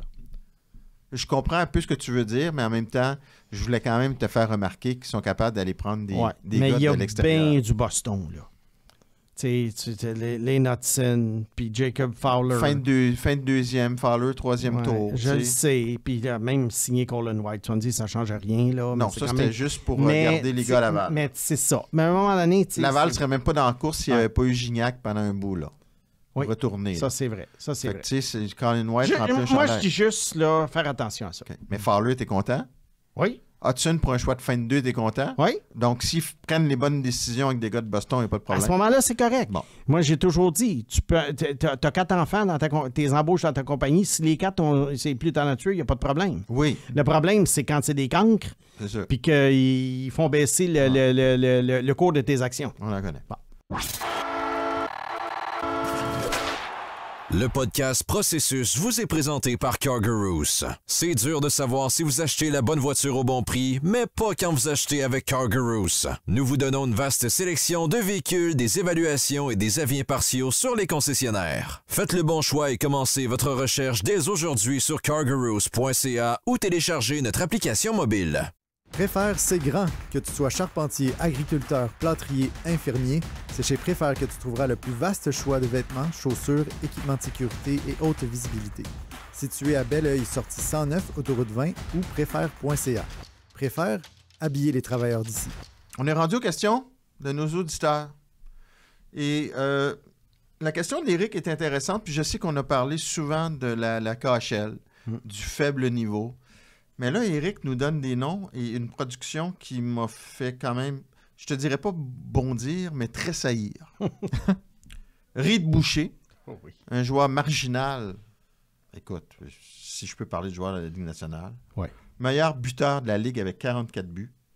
Et le fameux Jordan Wheel qu'on a vu à Montréal, que Guillaume Latendresse voyait affectueusement sur le... Comment il disait ça, donc? Le half-wall. Ouais. Il l'aimait bien Au sur jeu le de puissance, half-wall. ouais. Salutations à Guillaume. 4e compteur de la Ligue avec 77 points, Jordan Wheel. Sérieusement, Eric se pose des questions sur le calibre. Ben, c'est le calibre, mais surtout, comment se fait que des gars comme Boucher puis Wheel cassent tout dans une ligue comme ça? Ouais. Même Reed Boucher en série en ce moment dans la KHL, 9 buts en 12 matchs. Faut le signer. Bon. Ouais. Bon, Reed Boucher, c'est un gars qui a joué 133 matchs dans la Ligue et qui a surtout joué dans la Ligue américaine, mais qui est rendu quoi à 30 ans? 29 ou 30 ans. Vers la fin de sa carrière dans la Ligue américaine, il y a 5-6 ans, il a commencé à produire. On a une saison de 62 points en 56 matchs et on a une saison de 67 points en 53 matchs. Donc, ça s'apparente un peu à ce qu'il fait dans la KHL en ce moment. Mais là, on voit l'âge où il était rendu. Pour moi, c'est complètement hallucinant quand je vois ça, année après année, dans les ligues européennes, qui dominent. Ça peut valoir pour les autres ligues aussi. Et à quel point j'ai de la misère à comprendre l'engouement des équipes, surtout après la 2e ou 3e ronde, de lancer des dards avec des gars de ces ligues-là, plutôt que de prendre des joueurs juniors canadiens. Je ne sais pas à quoi on s'imagine. C'est un style de jeu qui est complètement différent dans la KHL. La glace est très grande. Et il y a des joueurs qui vont produire là que tu t'attends absolument pas. Je me souviens de Nico Daz, lui aussi, qui a produit. Et il y a d'autres gars, tu penses qu'ils vont produire, mais ils ne produisent pas. Ouais. Tu sais, je prends l'exemple du fameux trio russe il y a quelques années, Shipachev, Goussev et Dadonov. Ouais. Shipachev était de loin le meilleur joueur, Goussev était le 2e meilleur, Dadonov était le 3e meilleur. Dans la Ligue nationale, les 3 ont joué. Ouais. Ça a été l'inverse. Exactement. Dadonov a eu la meilleure carrière. Ouais. Alors, il n'y a pas de point de référence. Moi, je regarde un match de la KHL, je regarde des joueurs de 17-18, ils jouent très peu. Alors, tu ne sais pas trop quoi en faire. Tu te dis que c'est des années perdues. C'est tellement dur à évaluer, pareil. Tu as un Panarin qui domine là, qui arrive dans la Ligue nationale, qui est extraordinaire. Oui. Mais Kaprizov aussi. Fait que Plus c'est jeune, dur à évaluer. Plus jeune, mais c'est dur à évaluer quand même. Parce que là, tu dis, est-ce que Kaprizov est un Reed Boucher? Ouais. Ou est-ce qu'il est un Panarin? Et il s'est avéré un Panarin. Moi, je trouve que vraiment, là, la KHL, tu lances des dards. Pour ce qui est du calibre de jeu, tu mets, je ne sais pas, moi, une équipe moyenne de la KHL contre une équipe moyenne de la Ligue américaine de hockey. Je crois que l'équipe de la Ligue américaine de hockey va l'emporter dans une série 4-7. Peu importe la dimension de la patinoire? C'est une patinoire nord-américaine, assurément. Bon. Alors, tu mets, mettons, le Rocket de Laval contre une équipe équivalente dans la KHL et le Rocket, d'après moi, gagne la main. Et ça, on a déjà eu... Il y a eu une série, il y a quelques années, qui avait eu lieu entre une équipe forte de la Ligue de Suède qui était venue jouer des matchs contre une équipe d'étoiles de la Ligue américaine. Ouais, c'est pas pareil. Oui, mais l'équipe d'étoiles américaines ne sont pas habitués de jouer ensemble, puis il n'y avait pas de grands joueurs là-dedans. Ouais. Et ça avait été un massacre total. Pour la Ligue américaine? Ben oui. Ah oui. Ben oui, ben oui. C'est quoi la différence, par curiosité, entre la Ligue d'élite suédoise puis la KHL, en fait, de style de jeu? Ça doit être un petit peu plus fougueux en Suède? Non, je trouve que c'est le contraire. Ah oui? Je trouve ça plus fougueux dans la KHL. Il y a aussi quand même plus d'habileté naturelle dans la KHL, qui est quand même rehaussée par la présence de quelques joueurs très habiles. Alors qu'en Suède, c'est un style de jeu, je te dirais, un peu plus méthodique, un petit peu moins rapide. Tu plisses des yeux en disant ça, là. Je sens un peu de... C'est parce que je pense à Mathias Norlinder. Ah. Ouais, pense à... Puis encore là, il y a des très bons joueurs qui sortent de la Suède. Pense à Niklas Lidström et Henrik Zetterberg. Là, oui, je sais. Oui, mais ces gars-là, à un moment donné, ils sont venus en Amérique, là. Norlinder aussi, mais... Oui, c'est ça. Comme 7e défenseur à Laval. C'est difficile de juger une ligue simplement par ses vedettes. Ou plutôt par les joueurs qui réussissent dans LNH. Ouais. Mais encore là, tu sais, Elias Pettersson, moi, je le voyais jouer en Suède. Je le trouvais correct sans plus. Ouais. Il est arrivé dans la Ligue nationale, c'est une grande vedette. C'est super difficile. Il n'y aurait pas moyen, Mathias, que tout le monde s'entende puis que tout le monde vienne jouer au hockey junior canadien. T'as-tu changé de métier? On t'a l'air découragé aujourd'hui, là, par Non, mais ça serait le fun, là. Tu sais, que les Demidov, les joueurs suédois s'en viennent ici. Il y en a qui le font. D'ailleurs, on a vu la nouvelle passer. Les Russes et les Biélorusses vont être admis de nouveau dans la Ligue canadienne de hockey l'année prochaine au repêchage des joueurs qu'on appelle importés. OK. Ils vont-ils avoir le droit de venir? Dans le sens, là, on leur donne le droit de venir, mais dans leur Est-ce pays. que la Russie va les retenir? Ouais. Ben non, parce qu'il y en a en ce moment qui jouent dans la Ligue des Biélorusses puis des Russes qui jouent au hockey nord-américain. Puis dans la Ligue nationale. Moi, je vois aucun problème. Je comprends parce que Je comprends la Poutine question, avait dit qu'il voulait garder ces jeunes en Russie. Ben non. Il y a Kundustinov va signer à Minnesota. Ouais. Puis, mais c'est sûr que c'est tu sais, tu as des athlètes qui n'ont rien à voir avec les décisions de leurs oligarques et qui payent pour ça. Regarde les Biélorusses, là, par ricochet. Philippe, 6744. Fait que probablement que c'est le 6744e Philippe à nous poser une question. Est-ce qu'Oliver Wahlstrom, un choix de premier tour des Islanders de New York, après ou avant Noah Dobson, en tout cas les deux étaient un après l'autre, est le genre de joueur dont la carrière pourrait être relancée à Montréal? À quel rang était-il placé sur vos listes à son année de repêchage? OK. Ben, justement, un joueur de la région de Boston. Pourquoi pas? Bon. Blague à part. Oui, s'il vous plaît. Je l'avais 4e. Et lui, je dois dire, tu sais, des fois, là, je me dis, OK, comme pour Tyson Jones, on en parlait tout à l'heure, là, je me suis trompé d'attitude. Wahlstrom, je trouve qu'il est victime de ce dont on parlait pour les Islanders de New York. Ça en fait beaucoup, là. Niederreiter, d'alcool, Griffin Reinhardt. Écoute, il n'y a personne qui réussit quasiment, à part Matt Barzal, dans les choix top des Islanders. Ouais. Wahlstrom, c'est un joueur qu'on pouvait peut-être qualifier d'unidimensionnel dans le sens que c'était un marqueur, point. Alors, mais moi, je le voyais un petit peu, je le comparais un petit peu à Owen Tippett. Et Owen Tippett, regarde comment sa carrière a été relancée en Floride et aujourd'hui, c'est un joueur top 6 très productif. Est-ce qu'il est trop tard pour Wahlstrom? Wahlstrom n'a peut-être pas la hargne de Tippett. Alors ça peut jouer contre lui. Le repêché en 2018, il doit avoir 24 au moins. Oui, c'est ça. Alors, tu sais, moi, je commence à... Moi, j'ai perdu espoir. Mais s'il est disponible pour pas grand-chose, j'irai le chercher.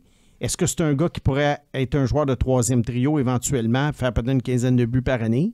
Ouais. Peut-être, mais il faudrait vraiment l'avoir pour une bouchée de pain. Mais tu sais, souvent, quand les gars sont repêchés au premier tour, premier tour, il y a la pensée magique. Elias Anderson est arrivé dans l'organisation du Canadien l'été dernier, puis on se dit « Ah! Il va peut-être relancer sa carrière avec Jeff Gorton qui est à New York et tout ça. » Un bon joueur à Laval. Tu sais, 7e au total. Là. Ouais, tu vois, il y a 2 buts en 31 matchs cette année, Wahlstrom, à New York. L'an passé, 7 buts. 13 buts l'année d'avant. Puis est-ce que tu mettrais plus des ressources pour aller chercher lui ou Necas, qu'on parle souvent, que ça pourrait être une cible intéressante? Oui, mais là, c'est ça. Necas, on parle d'un joueur établi productif. Wahlstrom, on parle d'une récupération au recyclage. Oui. Là. Non, Necas, quand même, ça coûterait quelque chose. Wahlstrom, d'après moi, c'est une bouchée de pain, là. Ouais. Ah, c'est sûr. C'est une bouchée de pain. Je pense que maximum, un choix de 3. Ah, et encore. Et encore. OK. Et encore. On s'en va dans le territoire, Elias Anderson. Quand le joueur arrive à 24 ans, là, comme Larry Ryan, Poehling et compagnie, là, Kotkaniemi. Là, on arrête de...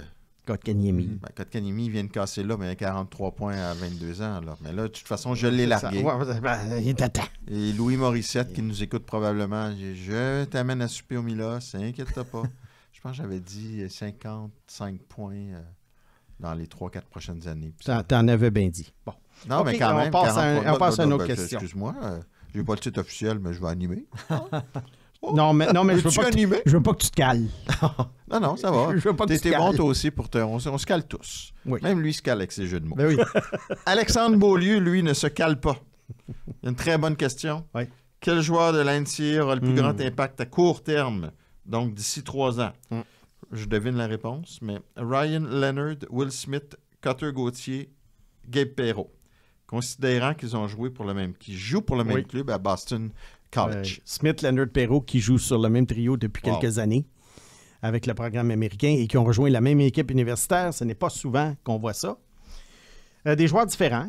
Perreault, moins fort physiquement, mais hyper habile. Ryan Leonard, qui est un joueur sur 200 pieds, pour employer l'expression, mais qui a quand même un bon instinct de marqueur. Et Will Smith, le fabricant de jeu. Et Cutter Gauthier, ben, fort, bon marqueur, bon passeur, un peu de tout. Moi, c'est Gauthier est mon préféré des 4, mais à court terme, je pense que l'impact, ça va être Will Smith. Ben oui. Et je pense que pour un pool de hockey, c'est Will Smith. On sait pourquoi. Parce qu'il s'en va aux Sharks. Oui. Ben, parce qu'ils sont poches. Et pourquoi d'autre? Parce qu'il va jouer avec Quentin Musty. Voilà! Mais c'est ça. Alors, je pense que Gauthier va amener quelque chose à Philadelphie, mais il va plus se mélanger parmi une équipe qui est quand même relativement établie. Will Smith, lui, il va avoir toute la glace possible. Et même s'il repêche Celebrini, mais c'est encore mieux parce que ils vont se compléter. Ils vont se compléter dans le sens que les équipes, ben, ils peuvent pas en surveiller 2. Ouais. Alors, ça peut aider Smith. Alors, moi, c'est ça. Court terme, Smith. Long terme, ensemble du jeu, peut-être Gauthier. Perrault, je l'adore. Je l'adore. Ouais. Pour moi, 23e rang, c'est un vol. Mais il arrive à New York. Mais il arrive à New York avec un club pacté.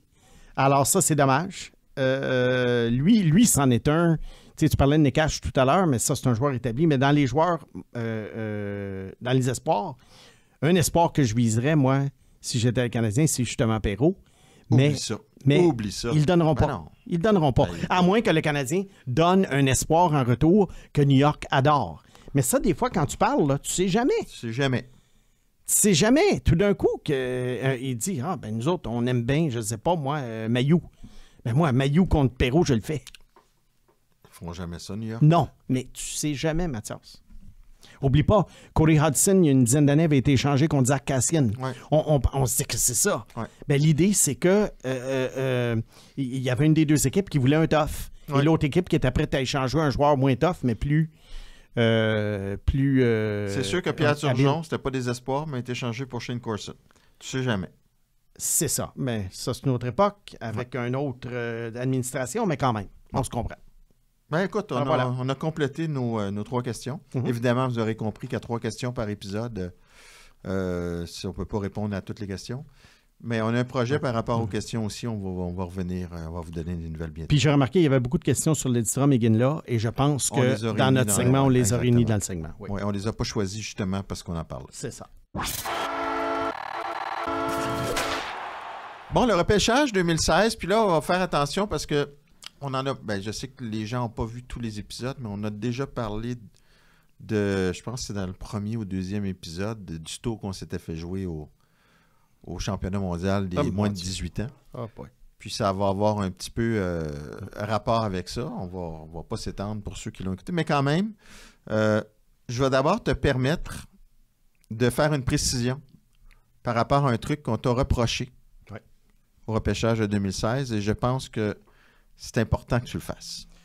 Oui, il y a une capture d'écran qui fait encore la ronde occasionnelle sur Twitter. C'est de bonne guerre. Hein? Dans 2 ans, on va fêter les 10 ans de cette capture d'écran. C'est ça. Puis c'est de bonne guerre, tu sais. Les gens se moquent de moi. Ben, ils t'aiment aussi. Oui, il y en a qui m'aiment. Non, mais tu vois juste ceux qui t'aiment pas. Oui, non, je vois tout le monde. Mais c'est de bonne guerre, tout ça. Bon. Une capture d'écran qui circule à l'effet que j'avais Jesse Puljujarvi premier en 2016. Mais c'était en 2015. Ben, c'est que ça a été fait, si ma mémoire est bonne, au milieu de la saison après le championnat mondial junior ou pendant le championnat début junior. 2016. Début 2016, fin 2015, début 2016. Ouais. Et j'avais dit, oubliez Austin Matthews, le gars, c'est Puljujarvi. Et il avait-tu été bon championnat du monde? Oui. C'était hallucinant. Et à partir de ce moment-là, j'ai dit, plus de classement de mi-saison. Oui, c'est sûr. Bon. Puljujarvi, finalement, j'avais fini par le classer 3e. Ouais. Bon. Mais là, il y avait combien de points à ce championnat du monde-là? Je pense que c'est 17. Non, il était partout. Oui, puis à 17 ans. Puis c'est lui qui faisait à les jeux. Un âge habituellement à 17 ans où, à part Connor Bedard, il n'y a pas grand gars de 17 ans qui ont dominé. Là. C'est lui qui faisait les jeux pour l'année, là. Oui. Ouais, et il jouait avec Sébastien Aho, qui était un an plus vieux. Ce qu'on a, mais le gars était fumant, il était fort, il patinait et tout. Alors là-dessus, c'est sûr, je me suis trompé. Oui, mais là, c'était préliminaire. Mais c'était préliminaire. Mais je me suis trompé parce que je le voyais quand même dans ma soupe. Mais il y a quelque chose qui m'a fait tiquer, puis je m'en suis voulu. Puis quand j'ai vu que Columbus choisissait Dubois à la place d'Edmonton, là, j'ai traité Jarmo Kekalainen d'à peu près tous les noms dans mon salon cette journée-là. Mais il avait quand même vu quelque chose que moi, je me suis refusé de voir. Durant sa saison en Liga, Puljujarvi avait été plutôt moyen. Et là, tu vas me dire, oui, 17 ans, la Liga, c'est difficile à juger. Oui, c'est dur à juger.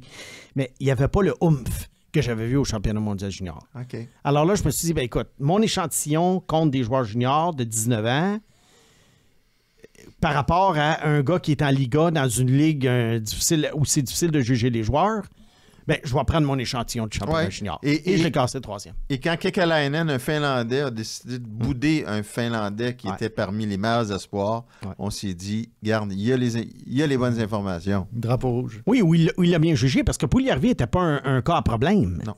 Mais lui, il l'avait vu. Il y avait eu des recruteurs qui avaient dit, oublie ça. On est mieux que Dubois. Est-ce que c'était mieux Dubois? Ça, c'est un paire de manches. Mais 2016, de toute façon, c'est Matthew Tkachuk qui aurait dû sortir là, à ce rang-là. Mais 2016 n'a pas été une grande cuvée. On va rappeler pour ceux qui... C'est Austin Matthews premier. Patrick Laine deuxième. Laine deuxième. Ouais. Et là, Dubois... Et là, il y avait des rumeurs avec Montréal que le Canadien changeait Subban pour le premier choix d'Edmonton. Il y a un jeune Leon Draisaitl. Et quand Edmonton a vu que Puljujarvi est encore disponible au 4e rang, ils ont dit on repêche. Oui, Draisaitl qui démarrait très lentement en passant. Alors, avant de se demander qu'est-ce qu'il avait pris à Edmonton pour penser ça, même si Peter Chiarelli n'était pas un génie, Draisaitl avait démarré lentement. Alors, c'était quand même un échange qui avait une certaine logique. Parce que Subban sortait presque du Norris. Du trophée Norris, c'est ça. Fait qu'on aurait eu Dubois, puis... Oui, Draisaitl. Et Draisaitl. Ouais. Aïe, aïe. Mais il y a quelqu'un qui a dû tirer la plaque. Là, il y a eu Weber pour Subban après, finalement. Mais oui, c'est ça. Oui, c'est arrivé pas longtemps après l'échange de Weber-Subban. Bon. Au 5e rang, après Puljujarvi, un autre qui avait été fumant au championnat junior, le défenseur Olli Juolevi. Qui s'était autoproclamé le meilleur défenseur et que j'aimais aussi. Oui, c'était pas un gars ultra offensif, mais moi, je voyais un genre de Brodin, Jonas Brodin. Ouais. Et c'est pas arrivé. Hein? Juolevi, là. Lui, c'est-tu l'éthique de travail? Il y avait eu des rumeurs, mais ça a été nié. Alors. Ça a été un flop. Oui. 5e. Vraiment, vraiment un flop. C'était pas des rumeurs comme quoi de mauvais comportement. Là. On ne partira pas de choses. Mais dans l'éthique de travail, il y avait eu des rumeurs, mais en tout cas, que c'est pas fort. Matthew Tkachuk, 6e. Clayton Keller, 7e. Pourquoi Tkachuk est sorti 6e seulement? Parce que je pense qu'il y a des clubs qui trouvaient Juolevi, Puljujarvi, Laine et Matthews absolument hallucinants dans le niveau d'une stratosphère de concession. Et qui se disait, Tkachuk, c'est dans le 2e tiers du repêchage. Ouais. Puis Dubois, je pense que c'est une question de préférence. Là. C'était parce que Dubois, il y avait beaucoup de listes qu'il avait 10e, 8e, 12e. Ouais. Parce que si tu refais le repêchage avec disons, le top 15... Tkachuk est 2e. Tkachuk est 2e et probablement que Sergachev est 3e. Oui. On va voir ce qui va arriver avec Clayton Keller. Clayton Keller qui n'est pas piqué des verres non plus. Laine, c'est quand même 200 buts. Mais bon. Finalement, j'avais Laine premier. Pourquoi Laine premier? La fameuse date de naissance. Encore une fois. Matthews qui avait raté le repêchage de 2015 par une journée. Ouais. Alors moi, mini-mo entre les deux. Et Laine avait été très impressionnant au championnat de genre. Il avait été très impressionnant au tournoi estival précédent. Ouais. Il avait été meilleur que Matthews dans un tournoi face-à-face qui avait eu lieu à Lake Placid, où j'étais allé en personne. Puis, je me suis dit, Laine, le gros ailier qui marque, Matthews, le gros ailier qui marque, il y en a un qui est plus jeune que l'autre. Mais, c'est cool quand même, parce que j'ai une anecdote là-dessus. Ouais. Le soir qu'on avait fait notre pool de hockey, on était dans le même pool. Ouais. Moi, je m'étais aligné pour prendre Laine. Et j'avais le premier choix, parce que tu sais, je tanquais à chaque année. Et là, quand je suis venu pour parler, les gars à côté de moi avaient commencé à écrire Matthews. Comme quoi je prendrais Matthews. Ouais. Puis là, j'ai dit, j'hésite. Puis là, il y en a qui m'ont dit, alors, come on. Que non, j'ai dit, as-tu manqué quelque chose? Ouais. Ah, j'ai dit, je ne veux pas partir de polémique. Je vais prendre Matthews et j'ai pris Matthews. Bon, mais t'aurais dû pas partir de polémique. C'était là aussi. Tu comprends? Et il a marqué 4 buts ce soir-là, d'ailleurs. Oui, mais si tu prends les 3 premières saisons, Oui. Laine n'est pas vilain, là. Ben, il y a tu qu'une regardes saison ça de puis tu te 44, dis, ben oui. ben oui. Puis moi, j'ai pas abandonné pour Laine non plus. Ouais. J'ai pas abandonné. Là, il est dans une drôle de situation là, à Columbus. Peut-être que ça prendrait Des problèmes de santé mentale aussi. un nouveau probablement. départ. Ouais. Mais, tu sais, c'est toute une pièce d'homme. Puis c'est un joueur très imposant. Moi j'ai pas lancé la serviette dans le cas de l'année, mais est-ce qu'il va faire des 60-70 buts comme Matthews? La réponse est non. Et compte tenu de son contrat, de son âge, de ses... Oui. Tu donnes quoi pour aller le chercher à Montréal? Oh! Là, c'est la question vient de sortir Oh. comme ça. C'était pas préparé, là. Oh, ça, c'est Ouais. une belle cible. C'est une bonne question, ça. Oui, hein? puis je serais prête quand même à donner... OK, je donnerais pas le 5e choix cette année, là. Je suis pas fou. Mais je serais prête à donner un bon groupe d'actifs. Certainement... Là, tu me prends... Là, Oh, oui, mais puis commence, on là, sait ouais. pas la négociation, là, puis je veux pas non plus... On fait partir juste en commencer peur. à discuter, là. Oui. Écoute, moi, c'est sûr que je serais disposé à donner un espoir que Columbus aime beaucoup, parce que, tu sais, comme je t'ai dit, peut-être que les autres, les Nodson, Ouais, ils mais- l'adorent, là. Ah, tu sais, OK. là. Peut-être qu'ils adorent Mailloux, peut-être qu'ils adorent, tu sais. bon. Ça commence où, selon vous, Ça commence où? pour eux? Ben, ça commence besoin avec de le quoi? premier choix de Winnipeg. Non, mais ça commence avec son contrat aussi, puis ses problèmes. Moi, je te dirais un espoir puis un choix de premier tour, mais qui n'est pas dans le top 5. Oui. Mais ce que je veux dire, c'est eux, ils disent, moi, je veux Fowler, mettons. La première chose Jacob qu'ils disent- Fowler. Ouais. Si c'est 1 contre 1, oui. OK. Oui, Ben, parce qu'on parle d'un gardien de but qui est à des années Ils vous donnent Hudson. d'avoir de l'impact. Hudson, oui. Tabarouette. Ouais. OK. Mais pas Hudson et Fowler et Non. là, on a... Non, parce que là, on parle quand même d'un joueur dont la réputation a beaucoup diminué et qui Ouais. représente un risque. Ouais. Il représente un risque. Alors, c'est vraiment une question, là. Mais moi, je me pose la question. Oui, Columbus est en reconstruction. T'es Quoi qu'on... pressé de le donner, Hudson. Tu dis toi-même qu'on le sait pas. Ça peut te péter d'en face. Mailloux, Oui, oui. mais Mathias, Hudson. oui, mais Mathias, admettons que Hudson ait échangé pour un choix entre 5 et 10 cette année. Ouais. Bon, ça n'arrivera pas, là. Mais on spécule, là. Est-ce que vraiment le gars choisi entre 5 et 10 va être tellement inférieur à Hudson? Si Hudson frappe son... Tu sais, frappe Ouais, non. son top, frappe le Mais plafond. l'année là. est rendu quoi à 2016, 2, 6, OK. 25, Oui. 26. Il y a ses problèmes. OK. Il y a eu ses problèmes. Je vais Il te est répondre autrement. Il est sur la pente descendante là Oui. en ce moment. Je vais te répondre autrement. Ouais. Moi, j'échangerais Hudson, j'en démarre pas, mais j'échangerais contre d'autres choses Oui. que l'année. Oui. Mais je l'échangerais pareil. OK. Moi, la valeur d'Hudson, ça fait 6 fois que je le dis, OK. sa valeur n'a jamais été aussi élevée que cette semaine. Je peux pas te dire que tu es dans le champ, puis je peux pas te dire que tu as raison non plus. Mais ça se peut que tu arrives, ça se peut qu'on se retrouve dans quelques années puis on dise le sapré serpent, lave-toi venin. Oui, Il avait raison. Ça se peut. ça se peut, comme on, Mais comme ça on se peut peut que je te dire. niaise aussi comme on dans peut une dire, couple d'années. Ouais. C'est ça. Mais pour moi, est-ce que, mettons, le joueur choisit 7e exemple, là. Mettons, Len Hudson, il vaut le 7e choix au total. Est-ce que ce gars-là va être vraiment inférieur à Hudson tant que ça? Je pense que le Canadien le fait. Ah oui? Ah. OK. Donc, c'est pas si farfelu que ça, mon idée. Je pense que le Canadien. Hudson contre le numéro 7. Ouais. OK. Ce qui serait incroyable. Un gars 62 qui est échangé contre le 7, mettons. Mais Après bon, mûre on réflexion, spécule, là. je pense que le Canadien pourrait le faire. Bon. Mais bon, on spécule. Ouais. Mais bon. l'année, quand même, là, moi, un Mailloux, puis Oui. un Mailloux, puis le choix des Jets ou le choix des Flames, je Ben oui. trouve ça Ben intéressant. oui. Mais Hudson, comme je t'ai dit, où on attend de voir qu'est-ce qu'il peut donner, où il sert pour obtenir meilleur que ça, parce que d'après moi, sa réputation est meilleure. Mais Mailloux... Et là, on ne dit pas qu'on va chercher Austin Matthews pour Mailloux un choix de première. On va quand même chercher un joueur qui est, en ce moment, qui est sur un déclin, là, puis qui a un gros contrat. Oui. Fait que, c'est ça. Pour le reste du repêchage, Canadien, Sergachev, 9e. Qui avait été Oui. moyen au championnat mondial des moins de 18. Oui, mais qui avait eu une très bonne saison. Et lui, s'il était facile à juger, il jouait dans la Ligue de l'Ontario. Voilà. Ça, j'adore ça quand les Russes viennent ici parce qu'on les juge contre leurs pairs qui vont jouer dans la LNH avec un style de jeu LNH. Moi, évidemment que j'avais déchiré ma chemise pour que Tyson Jones soit pas le choix. Ouais. Mais j'avais quand même dit Reinbacher est un bon choix.